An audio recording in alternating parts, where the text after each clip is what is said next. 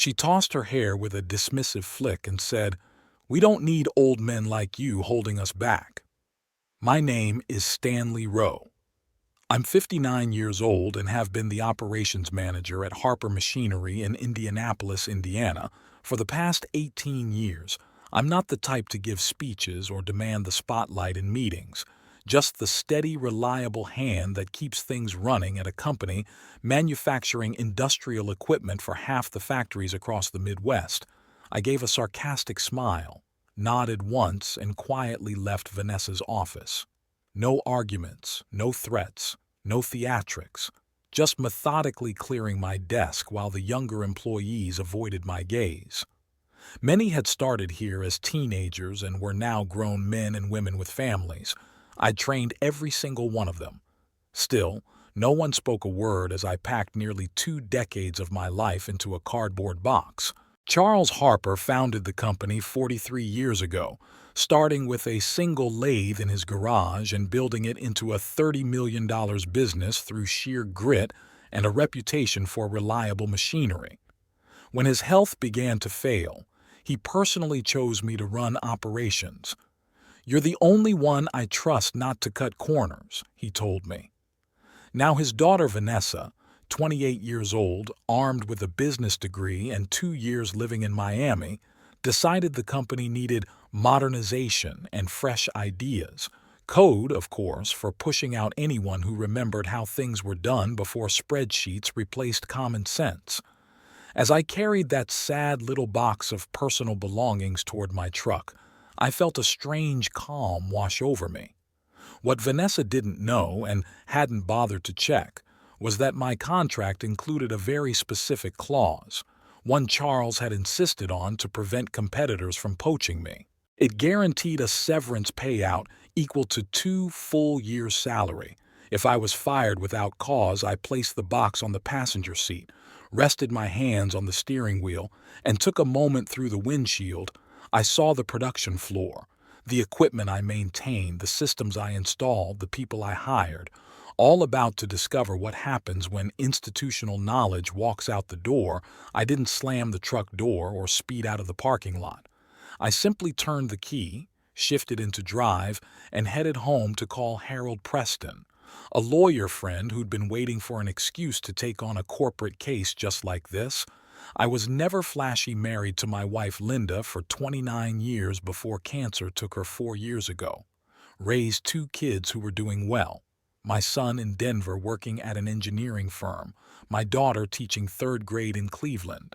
My life was built on consistency and reliability, the same values I brought to Harper Machinery. Charles Harper was more than just a boss. In many ways, he was the father figure I never had. My own father disappeared when I was 11, leaving my mother to raise 3 boys on a secretary's salary. Charles had taken a chance on me when I was 41, fresh off a layoff from a dying automotive plant, armed with nothing but hands-on experience and a community college mechanical engineering degree. "Credentials don't build machines," Charles said during my interview. "Men with sense and skill do." Within 2 years, he promoted me to operations manager. We weren't fishing buddies or bar buddies, but there was a deep respect between us that went beyond work. When Linda got sick, Charles rearranged my schedule without me asking so I could take her to every treatment. Family first, Stanley. Always. The first warning came about a year ago when Vanessa began showing up at meetings, freshly minted from business school, carrying a leather portfolio and trailing expensive perfume, talking about synergy and market disruption. I'd catch Charles wincing at some of her ideas, proposals that would have gutted quality control or outsourced parts we'd always made ourselves. But he never contradicted her in public, quietly fixing things behind the scenes. "She needs to learn," he told me one afternoon, leaning on my office door frame. "Some lessons aren't in books." The second warning arrived 3 months ago when Charles announced his retirement, citing heart problems, though I suspected Vanessa's pressure played a part. He looked defeated, handing me the updated org chart with Vanessa's name at the top. "I made her promise to keep the core team intact," he said, avoiding eye contact. The experience you all bring is what keeps this place running. I nodded, but a tight knot formed in my gut. Charles avoided meeting my eyes like he knew what was coming but couldn't say it out loud. The morning after I was let go, I sat at my kitchen table with Harold reviewing my contract when my phone rang. Charles's name lit the screen. I almost didn't answer. Almost, but 18 years of respect don't vanish overnight. Stanley, his voice strained. What the hell happened yesterday? Ask your daughter, I said, my tone calm, not angry. Just stating facts. I did, he said. She said you were. He paused, searching for words. Resistant to the new direction, said you were undermining her authority with the floor team. I said nothing and let the silence stretch. Charles knew me better than that. I'd never undermined anyone. You're going to file, aren't you? He finally asked. Already have, I replied. Harold Preston is handling it. Charles exhaled deeply. I told her to review the contracts. Told her before I stepped down there were protections in place. Another pause. She said she cleaned house yesterday. You, Thomas, Jennifer. Anyone over 50? My jaw tightened. Thomas had been head of engineering for 12 years. Jennifer ran quality control like her personal kingdom, both irreplaceable in their own ways. Is that what you wanted, Charles? Clearing out everyone who built this place with you? You know it's not, he said, tired. But I gave her control. It's hers to run now. Voices buzzed in the background, one distinctly Vanessa's, sharp and demanding. I've got to go, Charles said quickly. The call ended abruptly. I set the phone down and stared at the contract spread on the table. Section 12, Paragraph 3. In the event of termination without documented cause as defined in Appendix C, employees shall receive severance equal to 24 months' current salary. Harold had highlighted it in yellow. It's airtight, he told me. They'll either pay up or we'll take them to court. We'll win, and they'll cover my fees too. I walked to the window overlooking the backyard. The maple tree Linda and I planted 26 years ago now towered over the yard. We had carefully nurtured that company through 2 devastating lightning strikes and a disease that nearly wiped it out completely. We patched things up, propped it back on its feet, and gave it every bit of support needed to survive and thrive.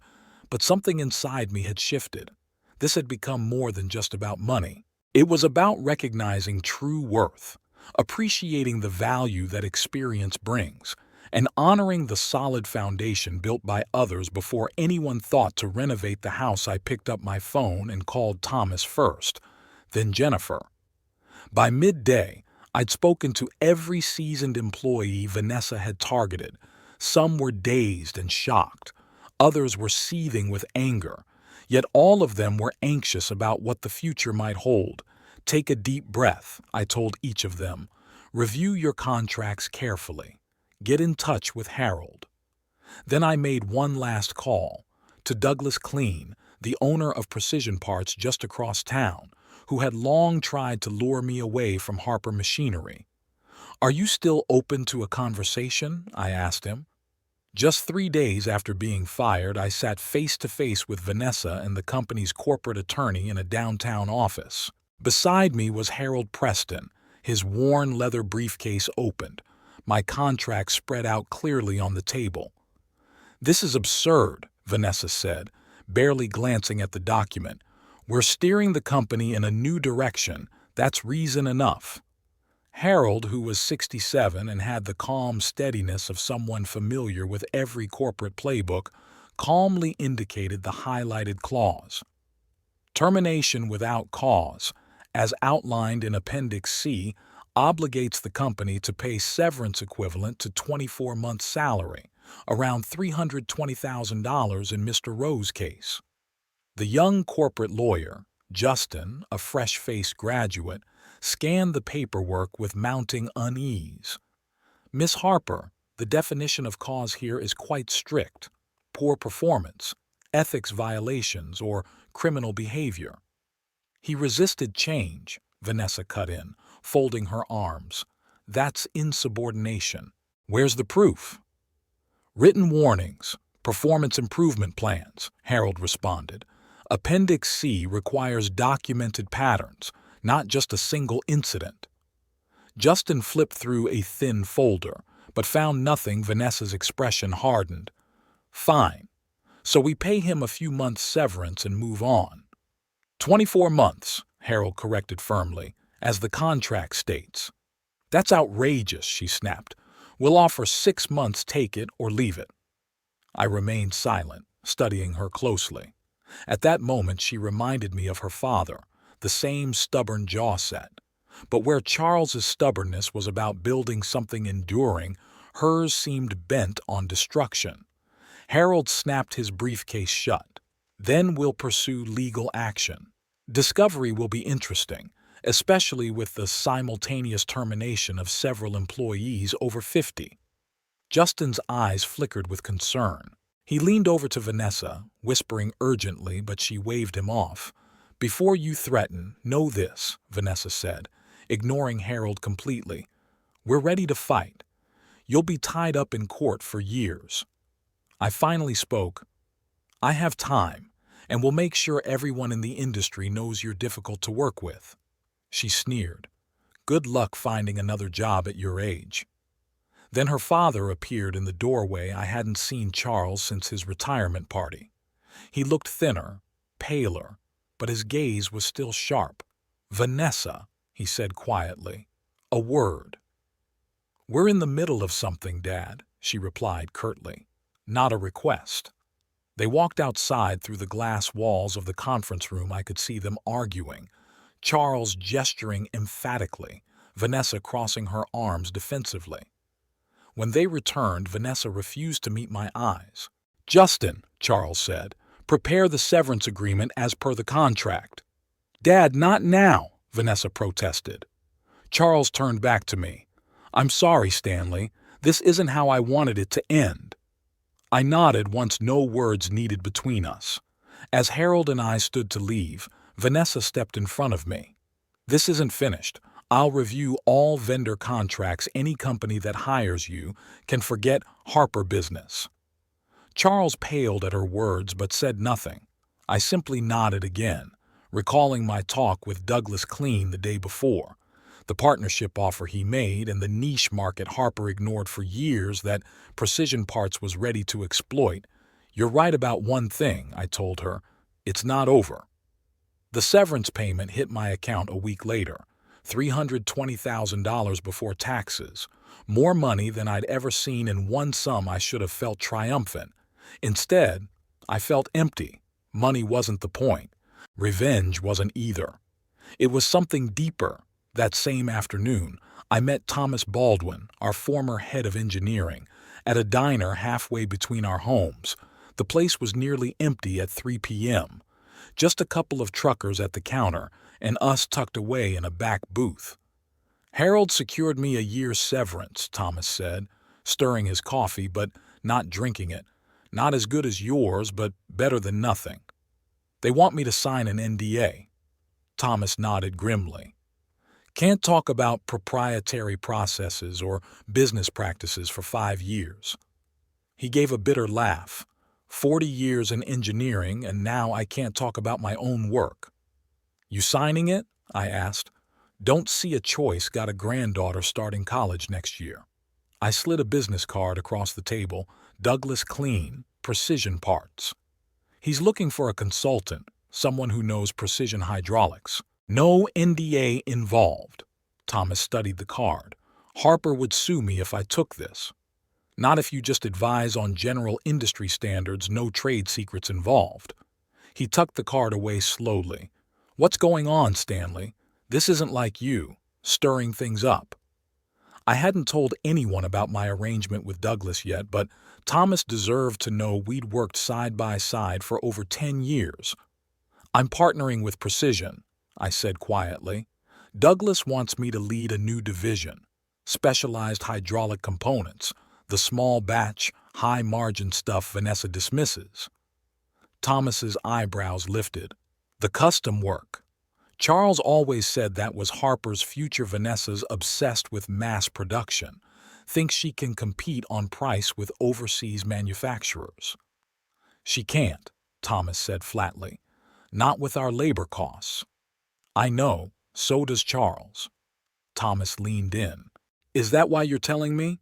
You think Charles is involved? I shook my head.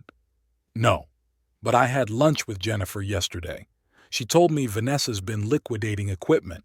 The specialized machines Charles bought last year for the custom work. She's sold half of it already. That's over $2 million in gear, Thomas said, eyes wide. At auction prices, probably got 30 cents on the dollar. Thomas leaned back, realization sinking in. She's stripping the company, turning assets into cash. I nodded. And guess who's been buying property in Miami? Jesus. Thomas rubbed his face. Does Charles know? I don't think so. He built that company for legacy, not liquidation.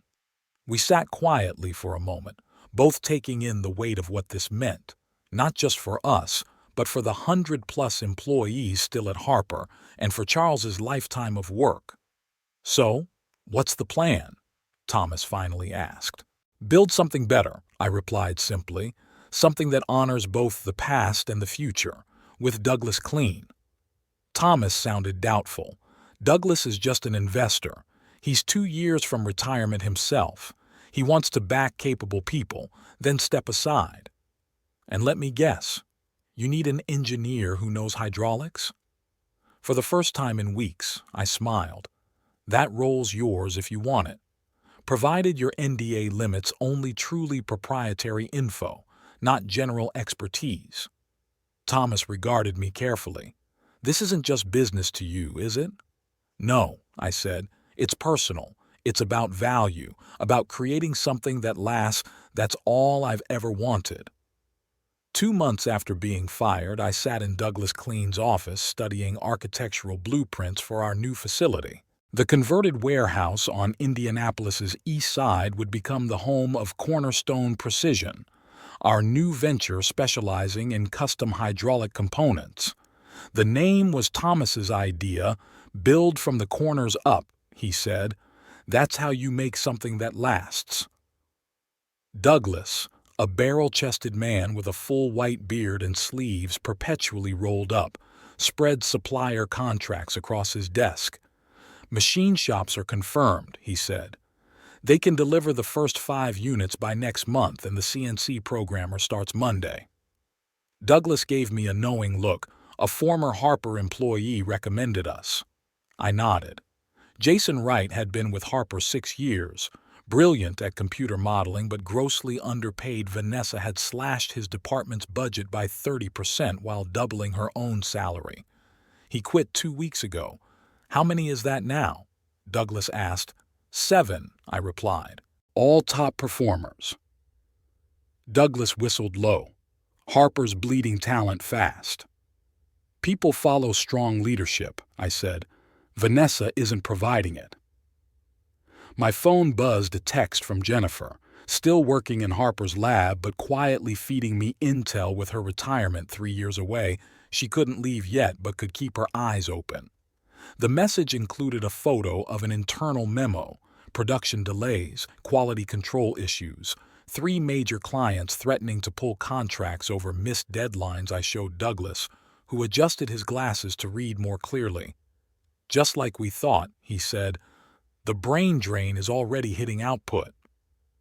I put my phone away, feeling no satisfaction. Harper employed families I'd known for years, people with mortgages, kids in college, aging parents in nursing homes. Their hardship wasn't my aim. We should reach out to Midwest Manufacturing, I said, naming one of Harper's largest clients. Let them know we'll be operational in 60 days. Douglas nodded, making a note. Already scheduled a meeting for next week. Their purchasing managers are eager to talk.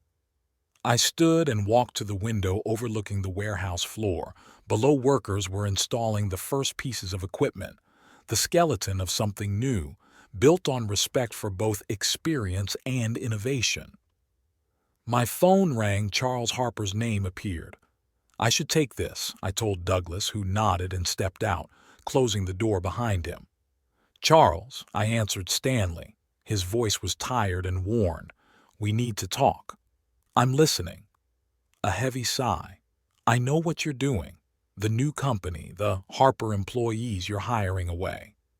I stayed silent. It wasn't illegal or even unethical, just business. I'm not calling to ask you to stop, Charles continued.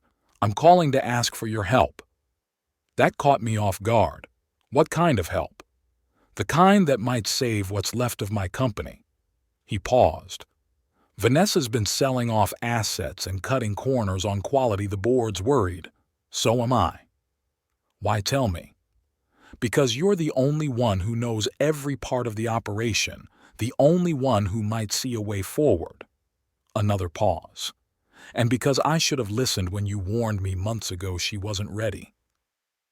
I closed my eyes, remembering all those years working alongside Charles, building something we both took pride in, something that employed hundreds who trusted us to make the right calls. What exactly do you want, Charles? Come to my house tonight, 7 o'clock. Bring Thomas if he can. The board wants to discuss options. Options? Yes. His voice gained strength, hinting at leadership changes. I glanced down at the warehouse floor again. Our small but growing operation, a future born from the ashes of betrayal. I'll be there, I said finally, but I'm not promising anything. Fair enough. Relief softened his voice. And Stanley? Yes? Thank you for still taking my calls. 6 months after being fired, I stood at the back of Harper Machinery's main conference room. The quarterly all-hands meeting had just started. Vanessa sat at the head of the table, flanked by her new executive team. Mostly under 35 and visibly nervous, I wasn't meant to speak until the end. That was the board's directive. Let Vanessa present first. Give her a chance to explain the 37% revenue drop, lost contracts, and quality failures. Halfway through her presentation, blaming market forces and legacy inefficiencies, she spotted me.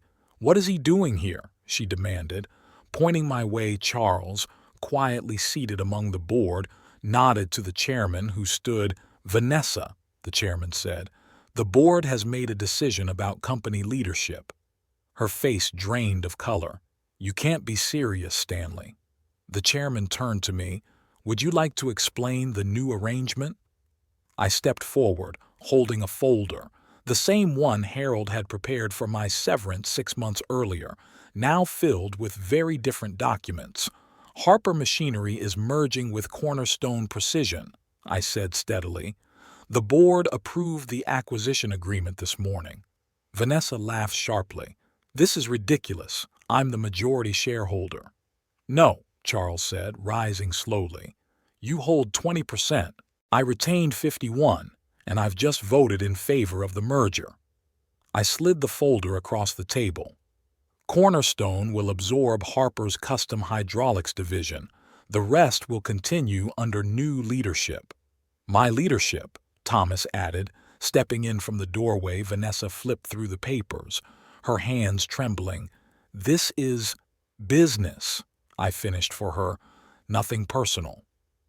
A year after the merger, I stood inside the expanded production facility housing both Cornerstone Precision and Harper Custom Hydraulics workers moved with purpose between stations, machinery humming in a rhythm that formed a symphony of productivity, the sound I'd missed during my months away. Leaning heavily on his cane, Charles joined me atop the observation platform. Though his health hadn't bounced back much, his spirit had regained strength. Seeing the company flourish once more seemed to breathe new life into him. The quarterly numbers came through, he said, handing me a printout, best in half a decade. I scanned the data, profit margins climbing, employee turnover leveling off, and 3 fresh patents recently secured. Vanessa reached out yesterday, Charles added quietly, from Miami. I arched an eyebrow, but chose silence. Since the merger, she'd cashed her settlement and disappeared. No farewells, no explanations. She's launching a consulting firm now, he continued. Asked if I'd back her. Are you considering it? I inquired. Charles shook his head firmly. I told her to come back to Indianapolis first, to learn the ropes from the ground up, the way you and I did. Then she hung up. A faint, bittersweet smile crossed his face. Though she called again this morning, wondering if my offer still stands. Below us, I spotted Jason guiding two new programmers through our latest software, Jennifer carefully examining components in her lab coat, and Thomas drafting a design tweak by hand before digitizing it. The fusion of seasoned experience and fresh innovation wasn't a competition. It was a partnership strengthening the whole. You know, Charles mused, when I inserted that severance clause into your contract, I never guessed how things would play out. I chuckled softly. Neither did I. We lingered in a shared silence, eyes fixed on the company we had helped nurture, now growing steadily. Some lessons demand a steep price, but those that reshape our perspective, those are priceless.